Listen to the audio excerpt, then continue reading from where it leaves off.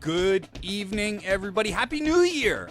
My name is Brian Powers. I'm here with my host, Diane Moxley. This is NJRR Live, coming at you from New Jersey Revolution Radio Stories. New Jersey Revolution Radio Studios North. One day I'll get through my entire intro without flubbing it up. My partner, Diane Moxley, is here. How are you, Diane? Happy New Year. Happy New Year. Happy New Year. And we have to tell our viewers we weren't supposed to do this show this evening. But what happened? You are a very poor negotiator.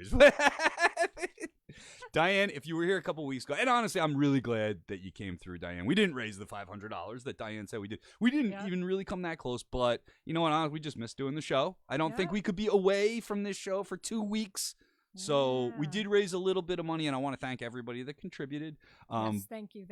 I teased Diane mercilessly on Facebook for 2 weeks, telling everybody I was going to force her to work. So that was the goal, was to make you miserable to coming into work. Yeah, and you forced me to work anyway, but this is not really. If we didn't raise the money, you're not supposed to come in. Yeah.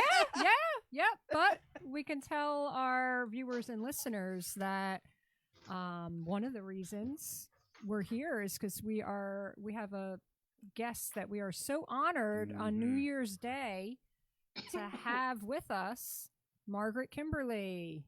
Absolutely. Hi, Margaret. How are you?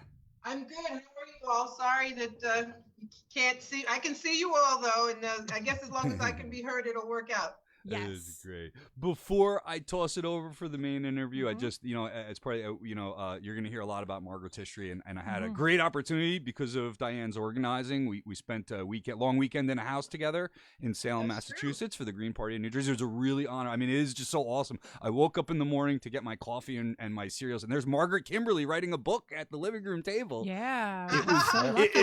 It was just an honor and an experience I'll have with me my whole life. Thank you so much. And I say this every time I get to introduce somebody from Black Agenda Report, and I want to make sure I say it before I turn it over here. It is the best reporting in the country. I know it's called Black Agenda Report. I don't care who listens to it. It's for everybody. It's truth. Absolutely. It's truth, and it's more truth. I listen to it as much as I can, Margaret, and I know that you and your comrades that started Black Agenda Report are extraordinarily proud of your accomplishments in your work, and I want you to know that it's appreciated, it's loved, and just keep up the great work. Thank you so much for being on the show.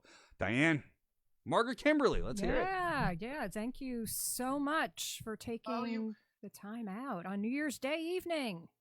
Well, thank you. It's fun. I always say yes. Whenever I can, I say yes. I love talking to you guys. It's great way to start off the year, being with my folks and sharing our ideas and observations about what's going on in the country and the world. Yeah, thank you. And I know most of our viewers and listeners know Margaret Kimberly, but for the very, very, very few who are, just kind of coming over to the left and left politics, Margaret Kimberly is the editor and senior columnist with Black Agenda Report. And I am so excited to hear about the new book that's being released on February 4th. And it is prejudicial. Yes, did I say that correctly? The publishers don't no need to apologize. The publishers made up the word. Okay. I guess it'll be in the Oxford English Dictionary now after the book is published. But the book is Prejudential, Prejudential. Okay. Prejudential, Black America and the Presidents, published by Steerforth Press, available on February 4th. You can pre-order steerforthpress.com. You can pre-order the book now. Okay, so that's the address people should go to pre-order now. I'm going to pre-order my book. I am so excited. Can you repeat that address again? Sure. Steerforth, STEERFORTH, steerforthpress.com.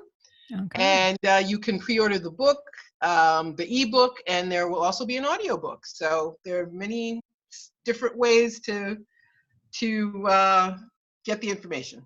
Okay. So everyone, order now because we can get you on some of those bestseller lists before it even comes out, right? Yes. So go for it, everyone. And as Brian said, we have so much good work has been coming out since, for how long, the Black Agenda Report? Since we just celebrated our 13th anniversary a few months ago. And thanks for the shout out. blackagendareport.com is, we're on holiday hiatus. You can hear interviews this week, but we'll be back with our columns and articles on January 8th. We publish every Wednesday. And we provide news and analysis from a Black left perspective. And we mean left, not Democratic Party. We mean left. Yeah, and, real left. Thank you. Yes. And so we have a bar book forum. We interview authors. We have interviewed Glenn Ford, our founder, interviews people. I have a regular column. We talk about domestic issues, international issues, and I have learned a lot from my colleagues over the years about history, about events, and I'm sure other people will as well. So I cannot recommend Black Agenda Report enough. Okay, excellent. And so what Brian was saying, we were so honored to have you as one of our house guests at the, it was the Green Party annual national meeting in Salem. Yes. So were you working on this book then? I was probably doing some finishing touches, like checking footnotes and stuff. By that time I was done. Okay. But it's been a effort for a couple of years. I tend to underestimate how much time it takes for me to do certain things, but so writing a book, it's not that long. It's a little less than 200 pages. Okay. And it's essays on every president, the 45 chapters about the presidency and the impact that the institution and those men, all men of course, have had on Black people, starting with George Washington, going all the way up through Trump. And my goal was to put in historic perspective what we go through now as a numerical minority struggling to have our rights, the legal rights and human rights that every American is supposed to have in a country that is hostile to us. And starting with the first presidents who, there were 12 presidents who were actual slaveholders, and the rest in those early years, almost all upheld and protected that institution. And we just to tell your listeners one tidbit of information, the fact that the founders built a new capital city. There was no Washington, D.C. until the early 1800s. Why would you build a new city? George Washington was inaugurated in New York, then the capital moved to Philadelphia, and then they decided to build a capital on swampland. And the purpose was to have a capital that was firmly within the bounds of the plantation economy. And so we had this new city created for the express purpose of making sure that slavery would be protected. So that is just one historical footnote, something that is not taught in schools. It's so funny. Most of what I write about in the book, none of us learned in school. These are things you have to learn on your own. Yeah. Even if you go to college, you probably haven't learned most of it, because I found out that historians and biographers tell lies on behalf of these people. And generally people study someone because they admire them and respect them and love them. So they don't tell you that Abraham Lincoln didn't care if slavery continued. And that his biggest concern was getting Black people out of the country until about a week before he was assassinated. He wanted colonization, that is to say, sending Black people somewhere else. So these are some of the things that I learned, and some of this information I had myself, some of it I learned while writing the book. But it explains why here we are now, and it's a sad repeat where Black people cling to a political party. A long time it was the Republicans, it was the party of Lincoln. And then the party switched after the 1960s. And So we have the Democrats who we cling to, and are at this point we've diminished all our demands. It's rather sad, and all we ask is that the Democrats get into office and keep the Republicans out. Yep. But lately they haven't even been able to do that. But this hope that we will get some protection prevents us from even thinking independently, from asserting our own rights, asserting our own right to self-determination. And Hillary Clinton, who should have defeated Donald Trump, is instead of being angry with her, instead of asking the Democratic Party to explain themselves, we elevate this person who brought in Trump, who Black people see as an existential threat. But despite that fact, we still cling to the Democratic Party. And I am Green, as you just said. We met at the Green Party annual meeting, and I think people who consider themselves left, and of course there are all sorts of, there's a range on that spectrum, but I think I can best sum up the conundrum that people who consider themselves progressive face, and that is we have to build a real left party. Yeah. We have a real people's party, a real workers' party, a real peace party, and that's not the Democrats. Yeah. And a real party to undo our history of racism. I don't think the Democrats are doing it, because I know I read the little description of your book, and you're not just talking about the overt racists that, as you said, 12 were slave owners, slaveholders. But we even have presidents who we might have thought of were going to work on undoing racism. And so you're going to touch on that, the history, because you're 45 chapters, 45 presidents. Yes. So, you know, I remember during, and I'm embarrassed to say, I voted for Bill Clinton. I did too, and I'm also embarrassed, but go ahead. I've evolved. But I remember Bill Clinton was referred to as the first Black president. Yes. Oh God, that was horrible. And then in hindsight, it's just amazing what a con job our presidents can do, and especially one that is given the title of the first Black American president. Was. A couple of things happened before Clinton was elected. There were 3 straight landslide victories that Democrats lost, and lost by huge margins. And I recall being a dedicated Democrat at the time, being overjoyed that Bill Clinton won, and making the argument with others that this was the best we could do, this is the best we're going to get. We have to be happy we had him. So when he was attacked by the right wing, people just embraced him all the more. And this idea that, and the late Toni Morrison, who coined this phrase about him being the first Black president, I think it was that he came from a humble background, a working class family. He was hated by the people that we hated. He knew how to, I think he studied Black people, and he was comfortable around Black people just in his physical presence.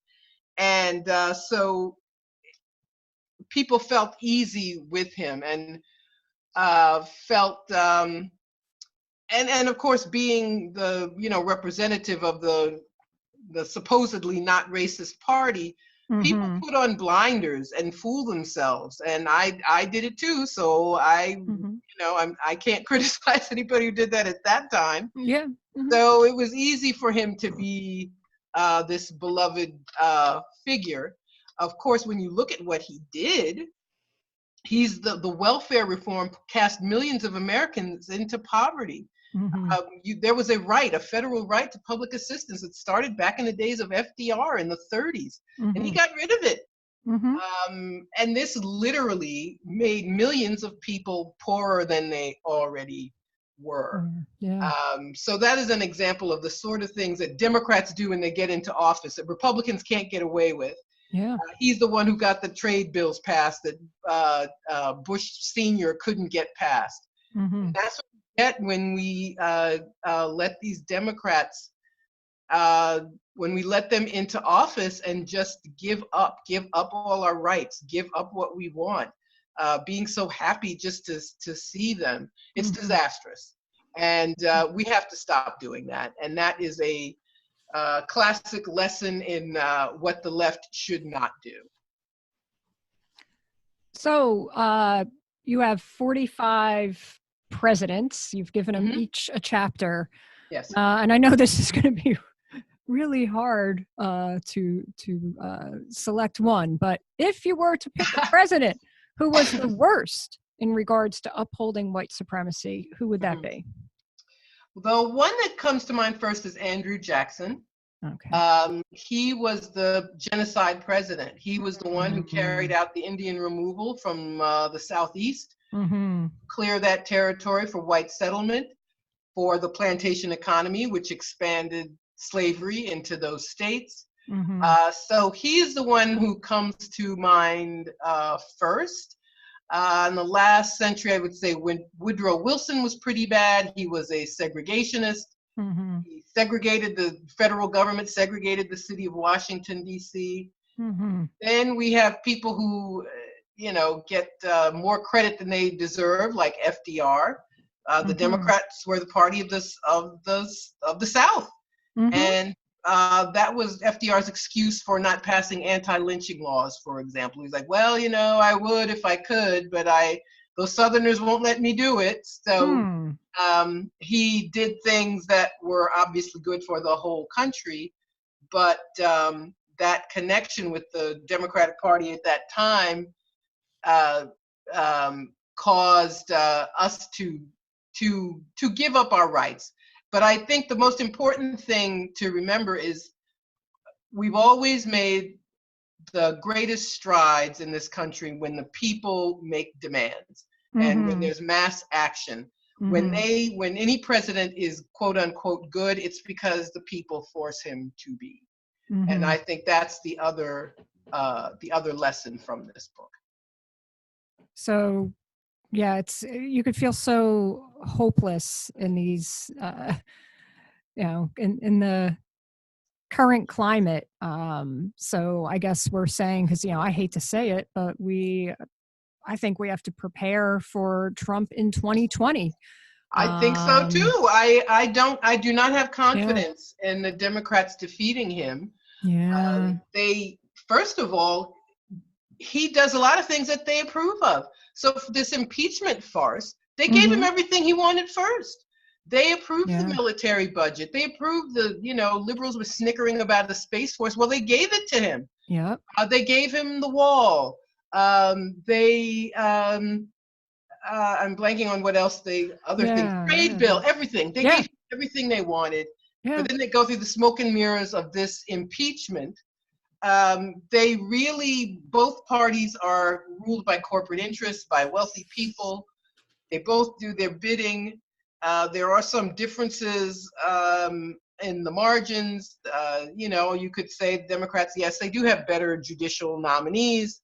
That's correct. I can't argue with it. Yep. But, I'll give them that. Yep. But that's not enough. That's not what and none of them are for peace. So those of us for whom this is an important issue, we have nobody to vote for in either of those parties. Yeah. No anti-imperialist is running in the Democratic primary right now. No, none. No. And Tulsi Gabbard isn't. She says she's against regime change wars, but she talked about the events in Iraq.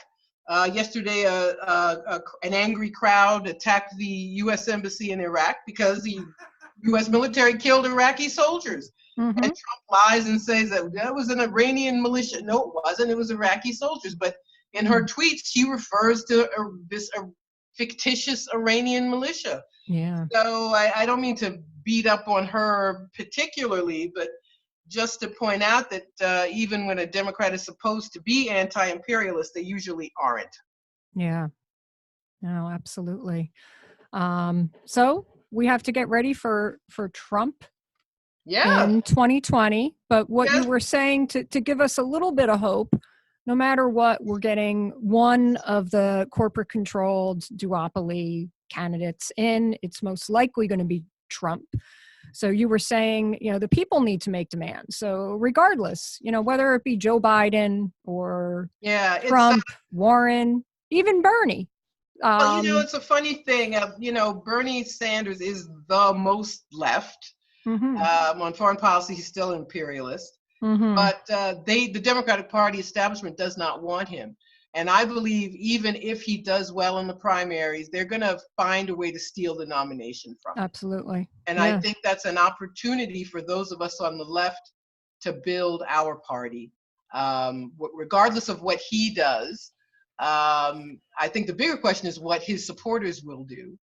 And hopefully they will turn their backs on the Democratic Party, because we can't get anywhere as long as we have this sham left party, which is in fact anything but.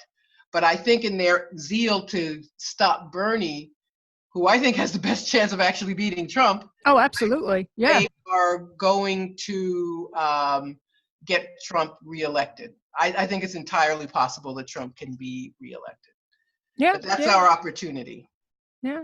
Yeah. It's probably going to be Biden. So we have to get prepared to build a real left unity movement. We have some, in New Jersey, we've got some wonderful Bernie supporters. They're working hard, but we'll be here to build alternatives because they're going to do whatever it takes. And this time we're probably not going to have a wiki leaked email. No, there won't be anything. Yeah. And the Democrats, it's terrible what they've done to the country since, in order to avoid blame for, I think the Democratic Party is completely to blame for Trump being in office. Absolutely. But they have whipped up hatred against Russia. They have whipped up hatred against Bernie Sanders. Hillary Clinton is still blaming Bernie Sanders, who dropped out long before November. She lost this on her own. But that's what the Democrats have done. It's really it's horrible. The propaganda that they have, that they keep inflicting on the public, to misinform people, to confuse people, all in the name of letting themselves off the hook for the endless debacles. When Obama was president, the Democrats lost 1,000 seats across the country in Congress and in state houses. Yeah. And it was the day of reckoning, actually. It was the presidency was the last thing they had, and they screwed up and lost that too.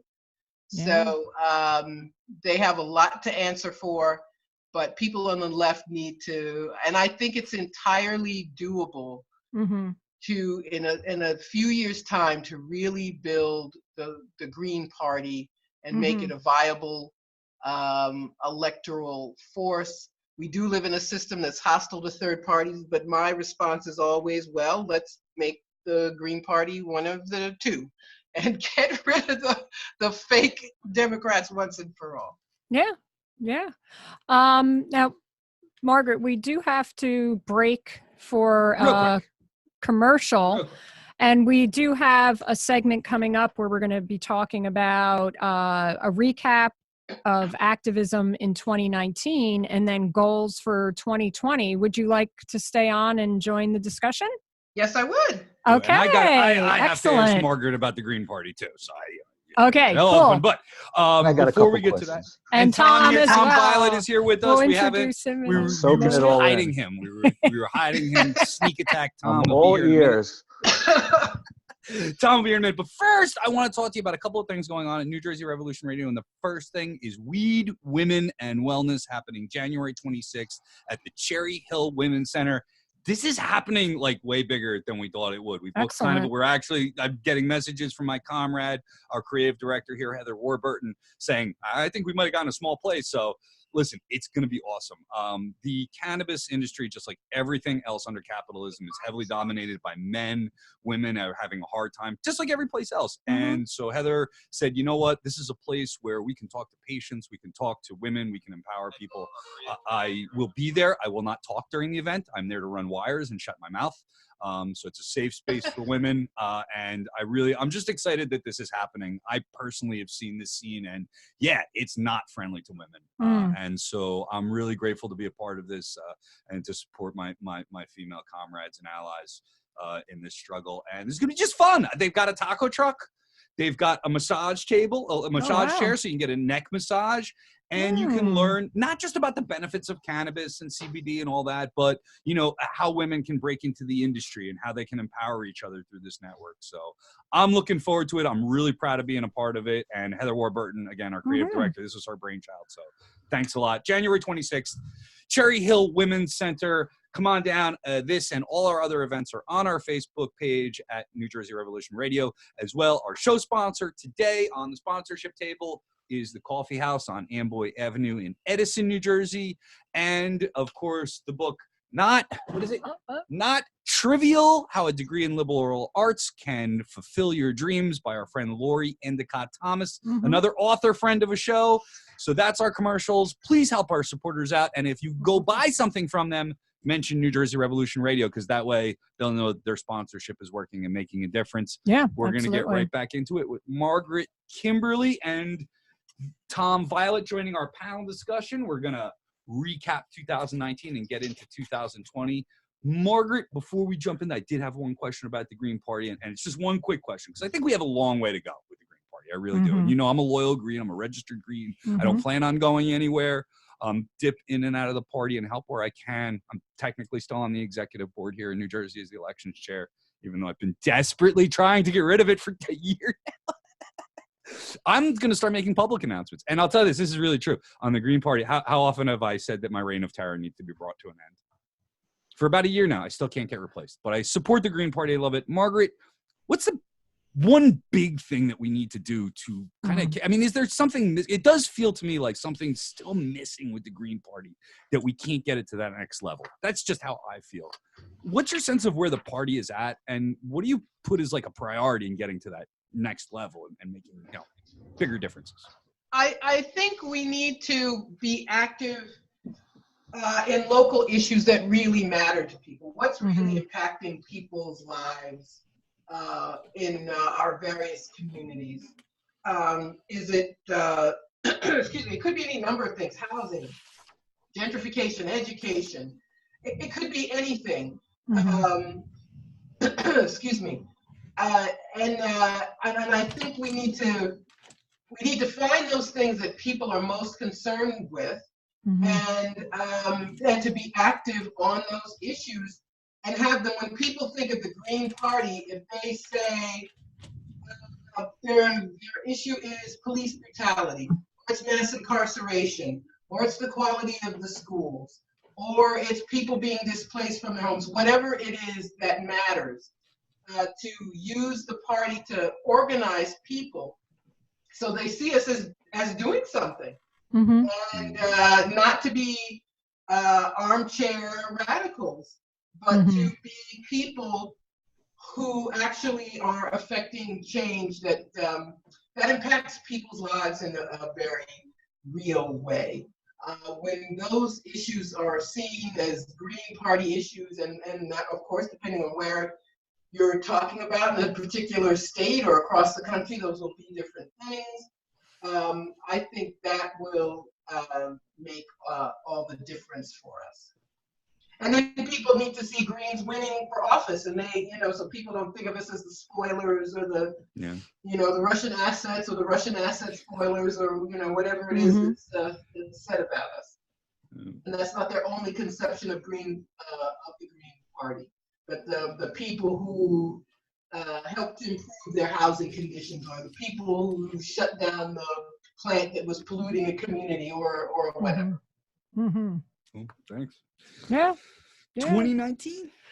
Yeah. Oh, and first we can also introduce Tom. So we have New Jersey's own Tom Violet, and he's an organizer with the Green Party in Monmouth County, and NJRR live streamer. Yes, NJRR live streamer. Although he got a job now. This is what happens to all our live streamers. I had start off hot, I had a job then. Did you? Yeah. You weren't at it very much.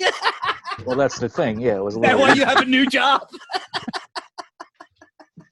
But this was a good job. I mean, I'm Okay. building affordable apartments in New Jersey, which we desperately need. Even though this isn't an ideal program, it is at least putting people in nice apartments that can afford them where they don't exist. So I'm Right. happy for that. But I work longer hours to make that happen. But We're I'm happy going to for ease you. back into it. Okay. But I'm it's here, more right? fulfilling work right now than what you were Yeah. doing. You feel you're making a difference. That's what it's all about. But I mean, talk about 2019. I mean, I'm Yeah. looking at two people, even going back to 2016, but in particular with the peace movement and how eventually I met Margaret, that Diane and Madeline Hoffman were going to a conference in Baltimore in February. And it was one of those things, I just piqued my interest and things went from there, right, Diane? Yay! I mean, You you've can been see involved for a Margaret. while, but hey, hi, Margaret. Hi. Excellent. You know, and then kind of got Oh, you might have to get rid of the I got other her. one. I muted you. Oh, Margaret. cool. You're We're good. It's all full good. into the peace movement, and we really brought that, I think, in some meaningful ways to New Jersey, between forming a peace congress initially in DC that I was one of the organizers with, and Diane was involved with, but then bringing that to New Jersey, and we actually had one in New Jersey, and people who weren't just specifically peace activists, but were in many of the realms. But as we know, it all ties together. Mm-hmm. Starting to think about how we can all make our movements one movement against what's happening, and so I was excited about that happening. Mm-hmm. Some things with Medicare for All, which also mixes with that, and I was doing some work with our revolution people in Monmouth on that issue, because we were of the same mind of that issue, that it has to be an unfiltered, unadulterated bill. It can't be the crap that all these other Democratic primary candidates are throwing out there, which are just crap. And so that was another thing. And I think we have made strides with the Green Party. I totally agree with what you said, Margaret. Mm-hmm. I think that's been our modus operandus, and the way we approach things is really the issues and localize as much as possible. And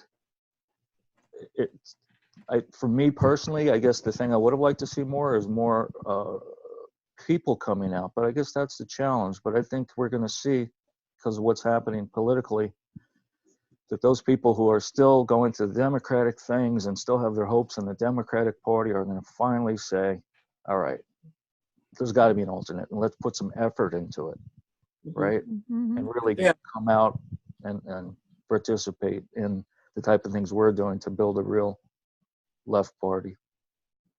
Mm-hmm. It really opens up the door if they nominate Biden. Oh, I mean, God. what a disaster. Oh, absolutely. Jesus Christ. We can't do better. But he's the one they want.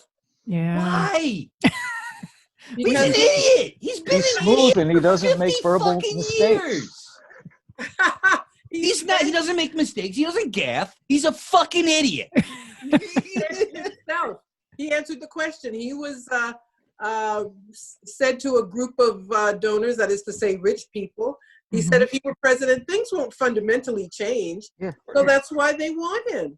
Yeah. He won't be, separating families at the border, perhaps, but he's, a friend of mine put it, he's white supremacy light.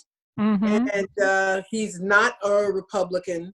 And so they, they think they can win with him. I don't think so. I don't see. You need someone who you have to show there's a difference. What is the difference between Trump and the Democratic nominee?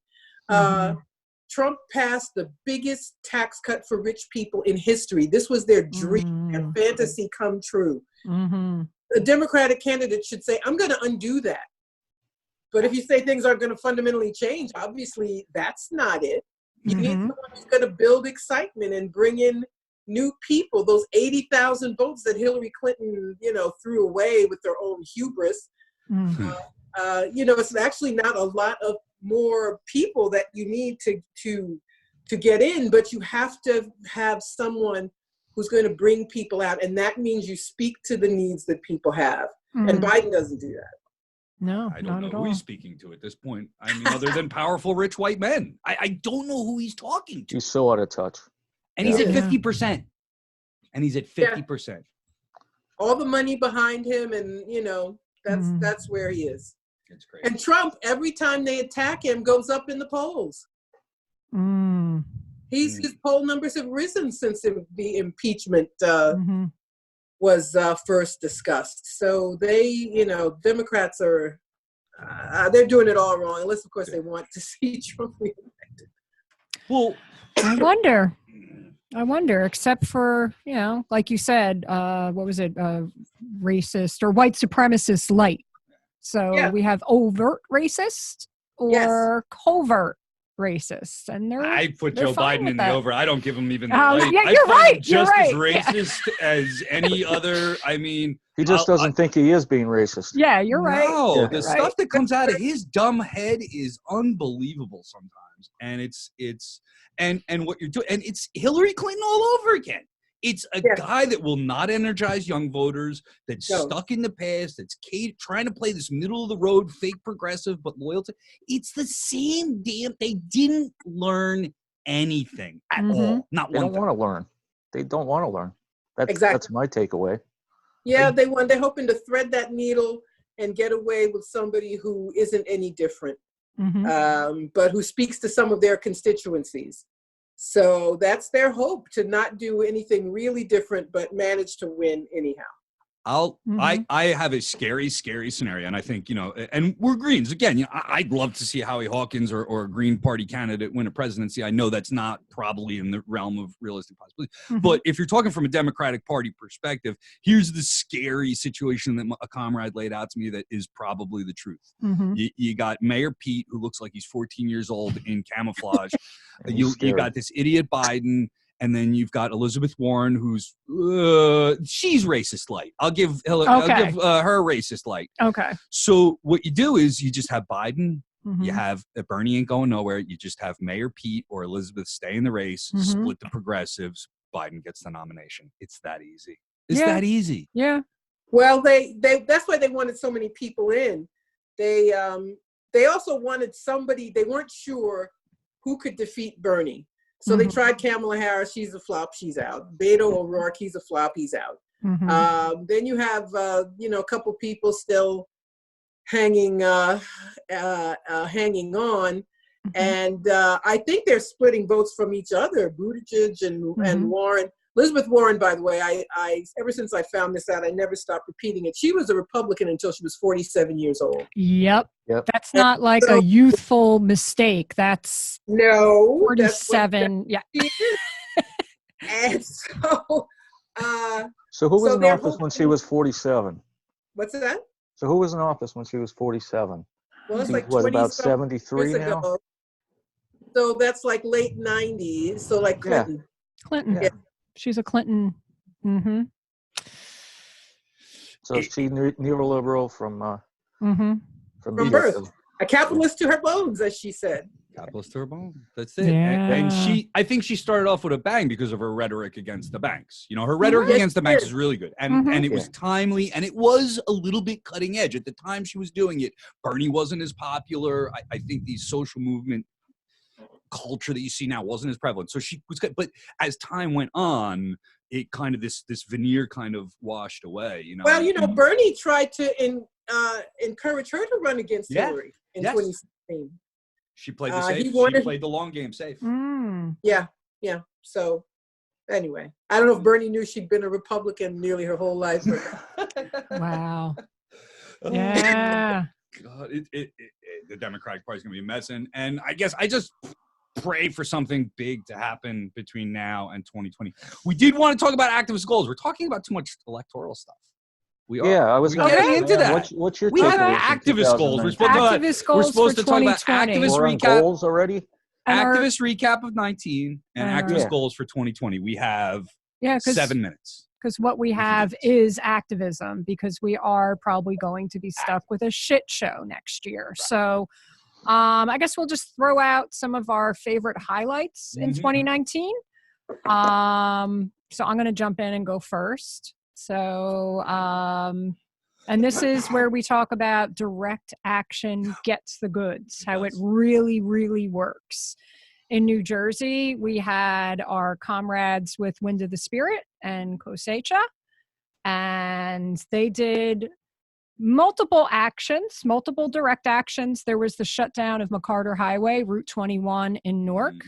They did a direct action at Assemblyman Coughlin's office. There. Yep, they blocked the doors. And this was about demanding driver's licenses for all. I believe the immigrants' rights community was trying to get this type of legislation passed for about 16 years. Yeah. And they just went at this full throttle beautifully. And in December, we have driver's licenses for all. It was beautiful. I love our comrades with Winds of the Spirit and Cosecha. Yeah. So that's my shout out. Can I do another one quick too? It's your show. It's our show. It's our show. And this is, I was involved with this one. I supported Cosecha and went to their actions and was a supportive role, but I wasn't an immediate organizer. But I know Tom Bryan and myself were directly involved with Extinction Rebellion New Jersey's premier action at the end of August at the Video Music Awards in downtown Newark at the beautiful Prudential Center. I don't know if it's beautiful. I've never been in it. It is a very nice building. I've seen a hockey game at it. It is nice. So we were there with other wonderful grassroots organizations that are radical and real lefty, like the New African Black Panther Party.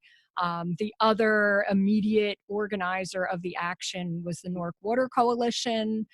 And basically we were doing the direct action to get media attention, to get news attention, because our neighbors in Newark have been suffering with lead in their water for, that we know of, over 2 years.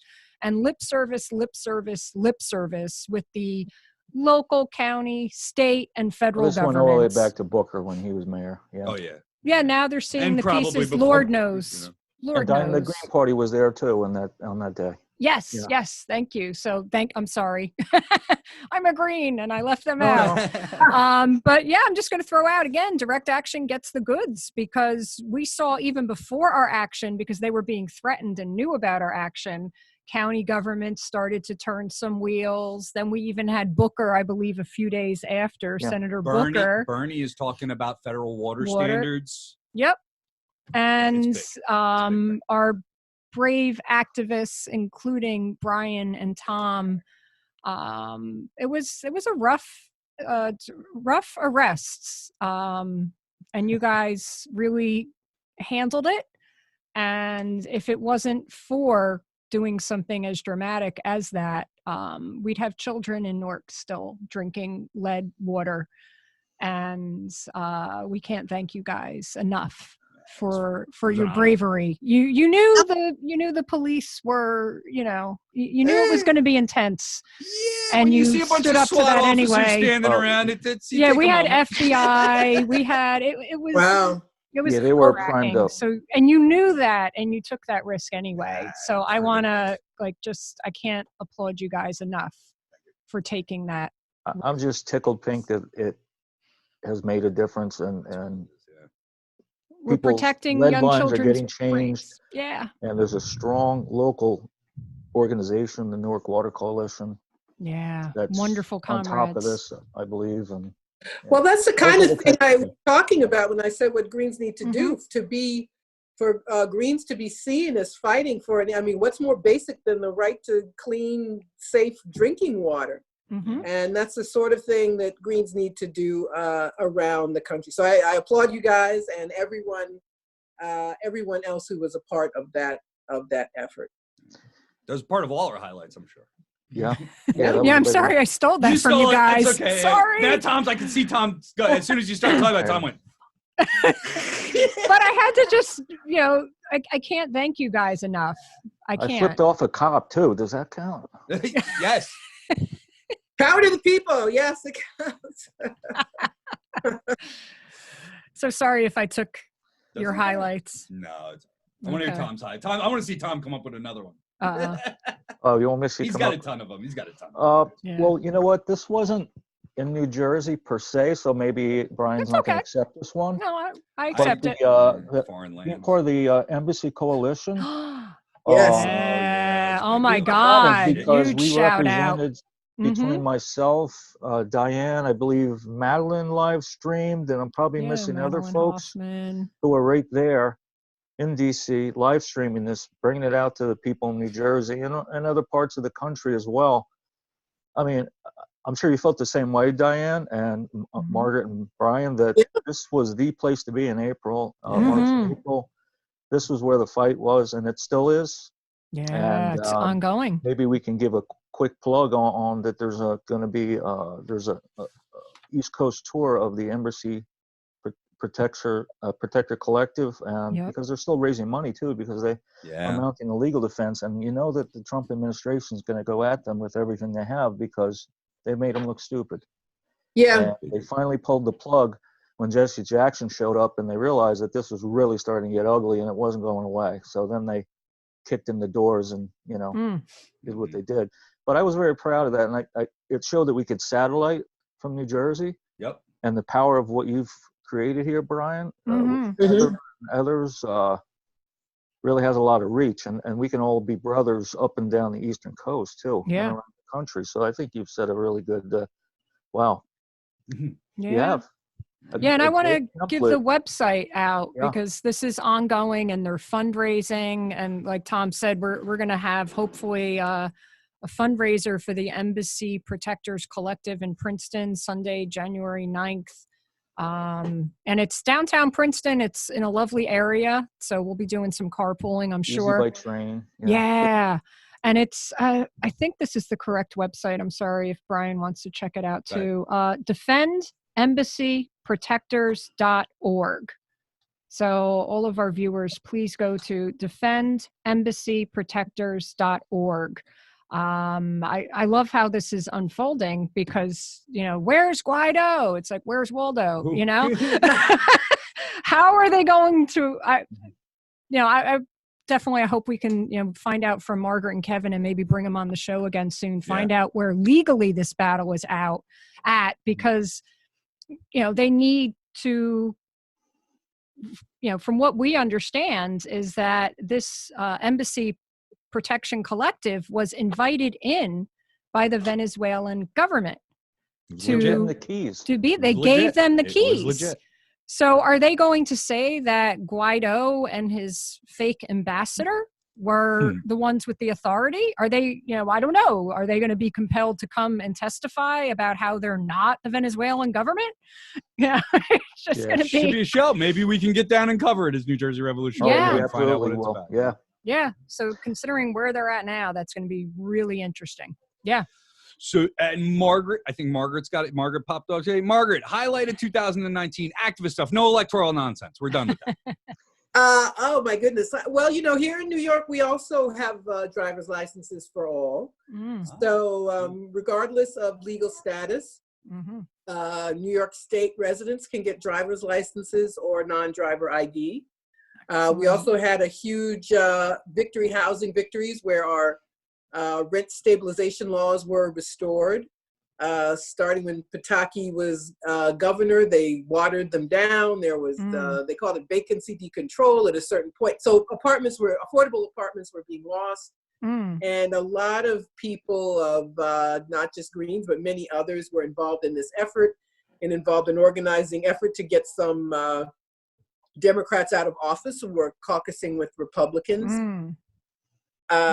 But now we have another effort in New York. They're trying to make it harder for parties to be on the ballot. And so that's something we've got to fight in 2020. This is happening all over the country. It's a result of the propaganda blaming the Greens for Hillary Clinton's defeat. I'm of two minds about it. I don't think it's true that Greens cost her the election, but we're not supposed to care about the Democrats. We're building our own party. It's their responsibility to win their elections. And we should not apologize one bit for building our party. But they're increasing the threshold, the number of votes that a party needs to be on the ballot. And there's and I'm afraid I don't offhand know the numbers, but it's going to be harder for Greens to be on the ballot in the state of New York. So that is something that I'm interested in focusing on and working on in this upcoming year. You also got ranked choice voting. We have it in New York City. Yes, in thank you for reminding me. In New York City, in primaries only, we have ranked choice voting.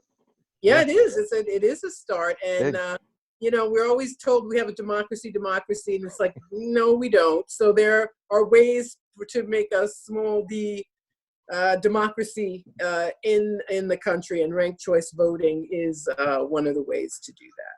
Yeah, that's a big agenda item for New Jersey Green Party, and in particular, Craig Caetano, one of our co-chairs. And there's a little bit going on in Trenton on it, not a lot, but that's something we really want to get behind, because that's a big opportunity for the Greens too, because in New Jersey, running for local election, it's so locked down. We could have a whole show on that, but back into very elections. difficult. How do we wind up here? How do we wind up here? We were talking about activist moments. We gave everybody 50 minutes of elections. I wanted 5 of activism. We did, though. We tied it together. It's the rank. So we do. I got to wrap it up. We are getting short on time here, but I will say, basically, I mean, 2019 was, you know, and for you too, a tough personal year for careers and stuff like that. I got canned at the beginning of the year. I got my job back recently, thanks to being a union member.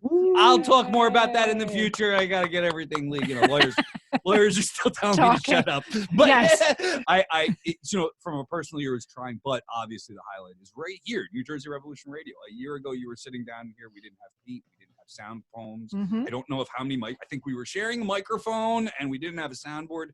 And we've got a studio now. We've produced thousands of pieces of content, from 2-minute video clips to full-length programs. We're talking about doing some documentary work, and you know, we've brought in people. We're able to give a little money to people to get around to the state now because of our contributors. And thank you if you've donated. But you know, clearly the highlight of a very rough personal year was the growth of New Jersey Revolution Radio. And everybody that's been involved with it. It wasn't just me and Heather, although, you know, we did, you know, I'll take credit for founding it and finding that great business partner early on. But it's Diane and Tom and the New African Black Panther Party and the Greens and everybody that got along and contributed, because those 1,000 pieces of content are really like 1,000 people doing something.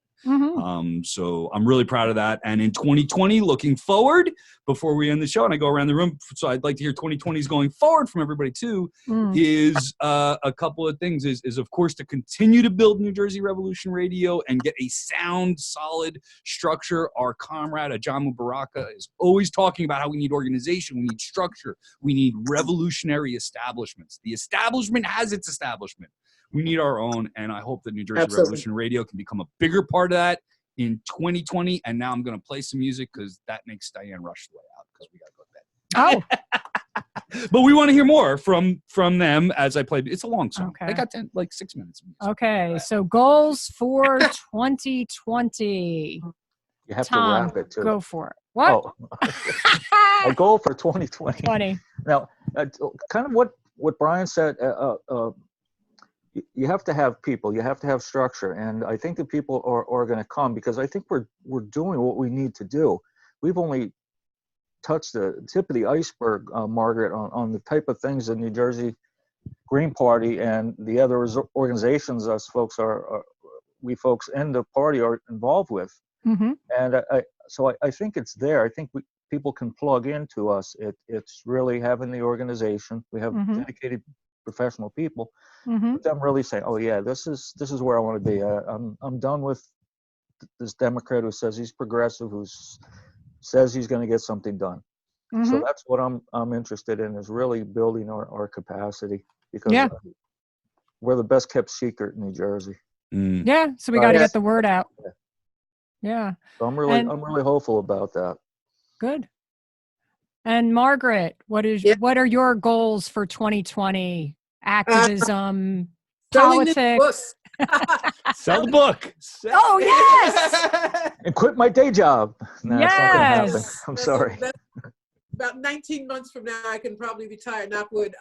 Yeah. But I want to continue to be a part of organizing efforts. You mentioned Ajamu Baraka, the national organizer of Black Alliance for Peace, which I am on the coordinating committee of.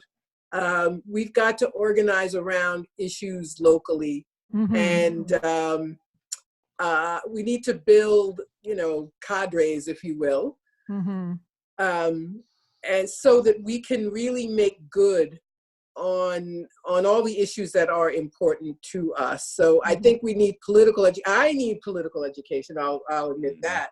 So that I can be more effective. So I need to learn more, and to be part of it. It's sometimes difficult because of what I do. Writing is a solitary process. So I want to be more involved with other people. So that could be a variety of things, but I want to be part of an organizing structure and next January 1st, when we get together, I can talk about an organizing success that I've been a part of. Nice. Yeah. Yeah. And I think that, for me, it was, I would say, a plan for building left unity.